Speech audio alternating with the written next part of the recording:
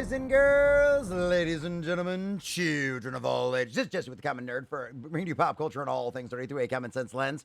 And you know, it's one of those situations where it's really nice to see someone finally wake up, right? Whether at some point you just get tired, whether or not you get paid for it or not, you get tired of shilling, you get tired of trying to promote an agenda and push stuff, and of course, just sometimes outright lie about what is going on. And I honestly think it's probably there's that little bit of the divine spark inside of each and every single one of us that at some point you just get tired of lying and BSing people, because honestly, it's just very detrimental to your soul. And even people out there in Hollywood apparently do still have one and do still indeed listen to that little voice in the back of their head, because boys and girls, ladies and gentlemen, at some point, even the shills get tired of shilling for things that are very obviously complete and total failures. Anybody that can do basic math can tell you that Disney Marvel's box office has been in trouble for a very long time. Essentially, since Endgame, everything has been nothing but downhill for the studio. And of course, we've got all of our very own reasons as to why, and the things that we all know, and the true reasons why all of this stuff has gone completely and totally downhill. But at the end of the day, it is so very refreshing, ladies and gentlemen, to see someone else waking up. And welcome to the party, Variety, ladies and gentlemen, because as you can see over here from the headline at Variety.com, Thunderbolts lost millions of dollars despite great reviews. Where does Marvel go next? And that's the thing, boys and girls, because Marvel burnout is real. Audiences have been beaten over the head with agenda, poor storytelling, and nonstop politics shoved down their throat for years, and they want no part of it. I was one of those people that I was so very angry, and I was so very upset when we found out why they did what they did at the end of WandaVision.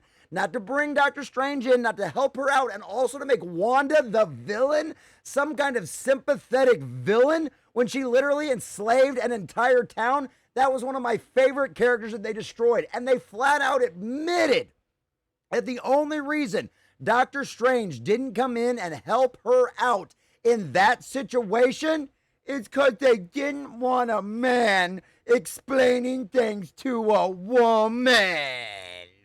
Yeah, that's the kind of insanity and ideology that has permeated all of Disney Marvel since Endgame, boys and girls, and we have seen the disastrous dumpster fire that has caused it. Of course, Variety will never admit that the agenda is the reason as to why it is, but it's still nice to see that they are having to finally admit what many of us out here in the pop culture sphere have been saying for years, that Disney Marvel is an absolutely disastrous dumpster fire of a spot. It is all their fault, and they have lost billions of dollars at the box office since Avengers Endgame.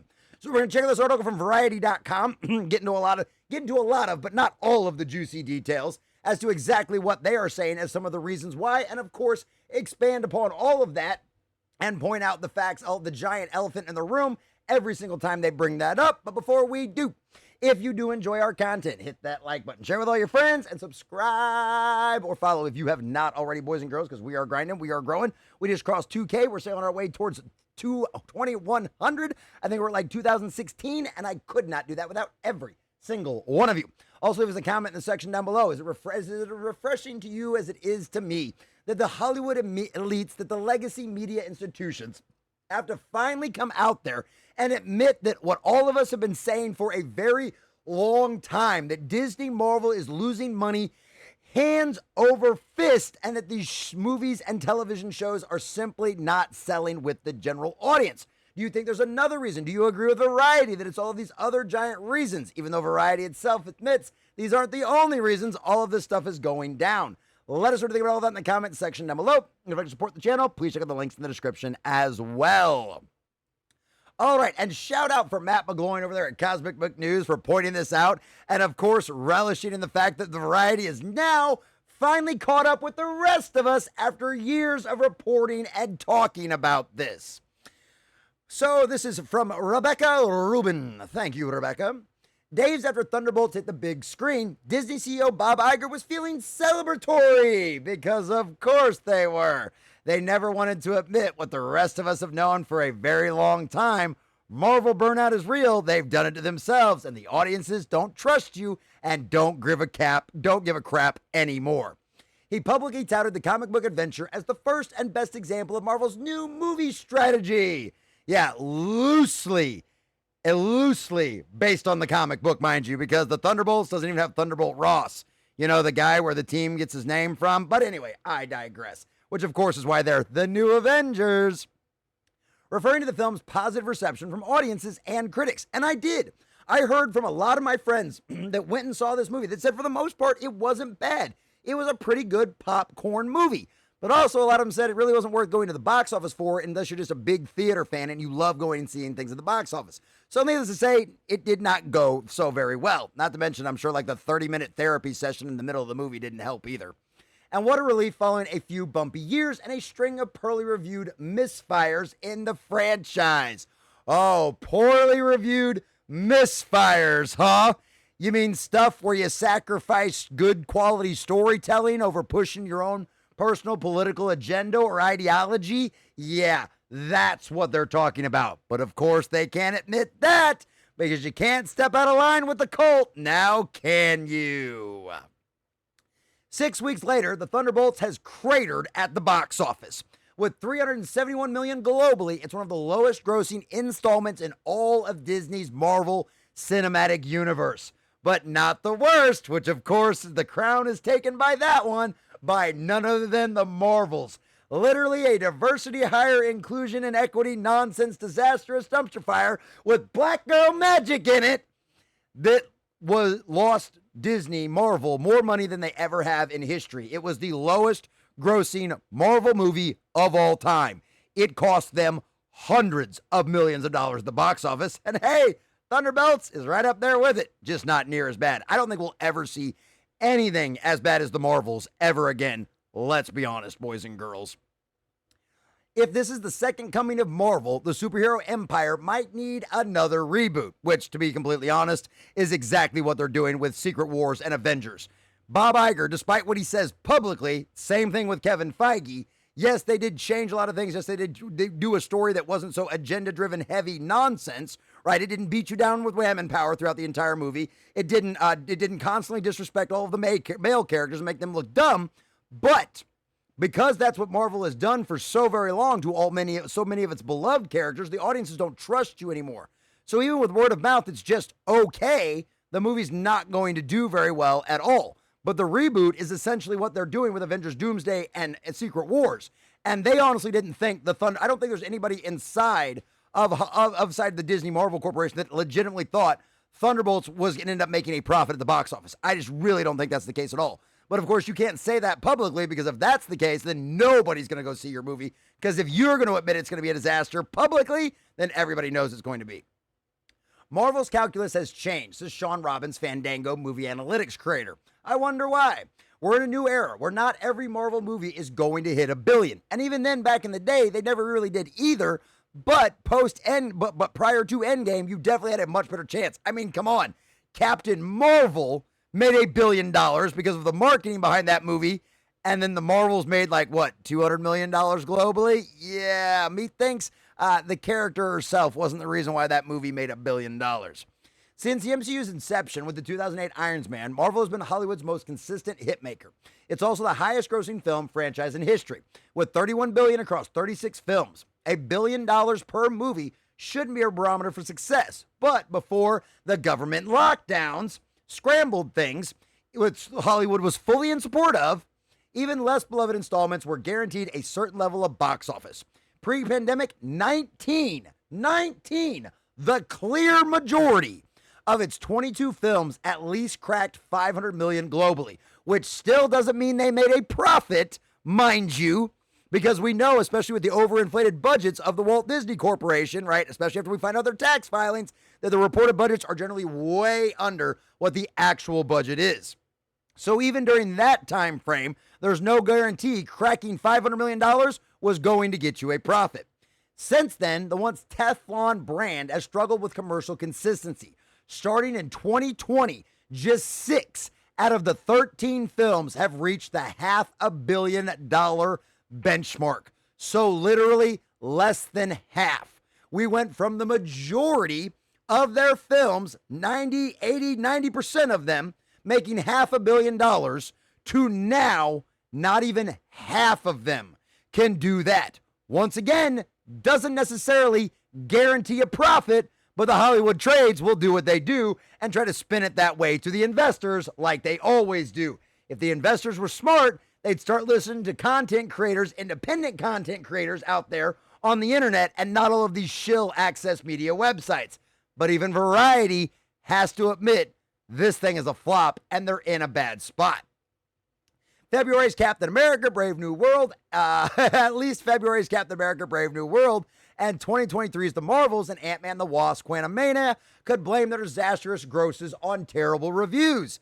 Yeah, the movie was garbage. It was trash. The stories were stupid. They made no sense. Steve Rogers is Captain America, right? So like all of these issues were going forward, right? The terrible reviews were bad.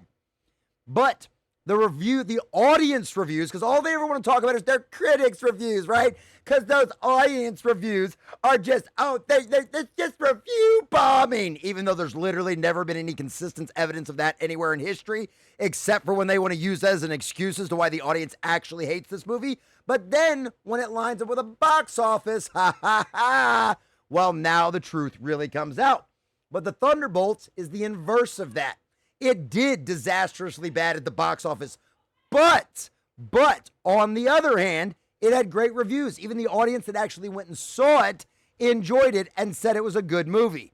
Here's the problem. Just being a good movie by word of mouth is not going to guarantee you a success. You have to be a must-see kind of film, a must-see kind of story. And Disney Marvel isn't capable of that anymore. And guess what? Even the argument that tent poles will do it, you had a Captain America movie flop. Why do you think a Fantastic Four movie isn't going to flop as well? Mark my words, you will. Watch. Just watch. And of course, they've got a diminished global marketplace, oversaturation of superhero stories. That's BS. On big and small screens are partly responsible for the decline. Audiences' habits and tastes have often also have shifted. No, they haven't. The audience hasn't shifted. Your storytelling did. You've still got the same audience now as you did when the first Marvel movie, the first Iron Man movie came out, right? The audience hasn't changed. What has changed is your storytelling and your agenda-driven nonsense. There we go. Suggesting that there's a new ceiling for superhero movies that aren't based on marquee characters. Yes, it's called excellent storytelling, which Disney Marvel is not capable of. Now, they say sifting habits. This year's biggest blockbusters have been kid-friendly films like a Minecraft movie and Lilo and Stitch, or the original Fair Sets as Sinners, which is not a kid's movie in any way, shape, or form. You know what else those movies aren't filled with? A bunch of agenda-driven storytelling. Disney has purged a lot of its woke acolytes from its children's storytelling, which is why Lilo and Stitch wasn't that way, right? Because that's what you want, is good storytelling, not beating you over the head with the agenda. I didn't think the Minecraft was going to do that great, but it ended up doing phenomenally well. But you know what else has done really, really well? Deadpool and Wolverine. Now, they're going to argue, well, those are two huge names in the Marvel Cinematic Universe. Okay, that's fine. But guess what else did really, really well at the box office? Five Nights at Freddy's. Just what, last year? Year before, because it was in the fall, so I guess it would have been the year before because it was in the fall, right? That movie did make $1 billion at the box office, but you know what it did make? It did actually make a profit, a very healthy profit, which is why they're greenlighting and rushing, not rushing, but they greenlit a second one almost right away, right? Because that sticks to the source material, that sticks to the lore. They respect the fans. They love their audiences. They love their fan base. They know their fan base is what made them successes, right? Instead, what have we had from Disney Marvel over the last 5 to 10 years? We're not making things for the male gaze anymore. You're just a bunch of chuds and its and phobes. You just want women to look beautiful for you. You don't care about any of the rest of that stuff. Well, How'd that work out? Because if that were the case, every Sydney Sweeney movie would be $1 billion, and it's not. How'd that work out for Madam Web? Given they didn't show her off very well in that.